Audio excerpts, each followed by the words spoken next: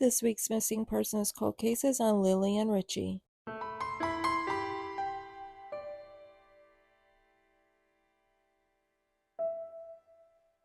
Lillian Richey disappeared from Nampa, Idaho, February 9, 1964. But before we get started on Lillian's story, I want to tell you about Mary Jane Van Gilder.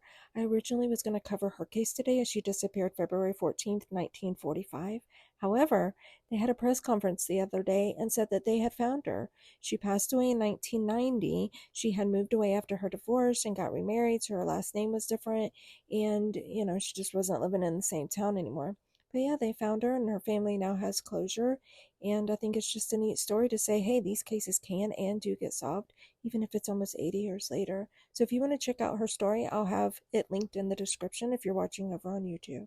So back to Lillian's story, let's rewind to 1964 and see what was going on in the U.S. when she disappeared. Lyndon B. Johnson was our 36th president. The Sharpie marker was introduced by Sanford Ink Company in 1964. The TV show Bewitched made its premiere in 1964. And on February 9, 1964, while the Beatles appeared on The Ed Sullivan Show, a woman disappeared, never to be seen again. Lillian Richey disappeared from Nampa, Idaho on February 9, 1964. She was 51 years old. She was 5'2", weighed 118 pounds. She had blonde hair and blue eyes. Lillian's story starts the night before on February 8, 1964. Lillian, a widowed woman, went out for dinner and drinks at the Ranch Club in Garden City, Idaho, with an old friend who was in town from California for a cattle convention. This man's identity has never been made public. From what we know, Lillian agreed to let this man borrow her car, so at the end of the night, he drove Lillian to her home in the 300 block of Sherman Avenue in Nampa, Idaho. He then drove back to the hotel he was staying at in Boise and said he would have another friend follow him in the morning to bring the car back. Lillian offered to take them to breakfast when he returned the car. A neighbor confirmed she heard a car pull up between 1:30 and 2 a.m. and saw the kitchen lights on in Lillian's home. Lillian lived alone, so it was assumed it was Lillian in the house. The next morning, when the man and his friend came to bring Lillian's car back and go to breakfast, they found that the garage door was open, so he parked her car in there. They went to the front door and there was no answer. They found the door was unlocked, so they went in the house calling for Lillian. She was not there. They left a note saying they were going to Harmony Cafe and visiting another friend after. The next day, Lillian didn't show up for work, which worried her coworkers. They reported her missing at 4 p.m. on February 10, 1964. Police searched Lillian's house and they found no sign of struggle. They did find plane tickets that Lillian had purchased to go visit a son on February 12th through the 18th of 1964, and they thought perhaps that maybe she left early. Police collected fingerprints and some items from the home that were sent off for analysis by the FBI.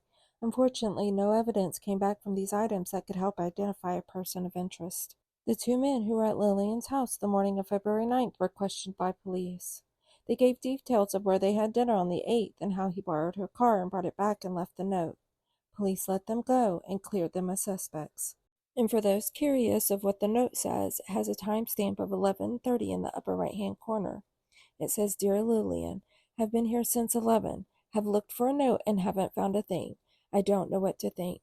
Have gone to the Harmony Cafe to have breakfast, then plan on going to John Yater for a short time." Let's go over some theories. At the time of Lillian's disappearance, there was a construction site a few blocks from her home. Throughout the years, there were theories that she may have been buried at this construction site. This location is now the Nampa School District Office. In 2018, the property was searched using cadaver dogs and ground-penetrating radar. After getting indications from both the dogs and radar that a body may be present underground, an excavation of the site was performed. Ultimately, nothing was ever found at this location. In 1967, one of Lillian's sons had her declared dead. Both of her sons have now passed away. Their hopes were always that Lillian would be found, even if just to lay Lillian to rest. Lillian's disappearance is the oldest cold case in Idaho. Lillian would now be 111 years old. There's no doubt, regardless of what happened to her, she would be gone now. But like her sons, many in the area, including the police department, would like to know what happened and to lay Lillian to rest. If anyone has any information about Lillian, please call the Nampa Police Department at 208-465-2257. If you like this video, give it a like. Also, follow and/or subscribe so you don't miss any future videos. Make sure to check out our shorts and reels as we post daily. And if you have a cold case that you want covered, be sure to let us know in the comments. Thanks for watching. Bye, guys.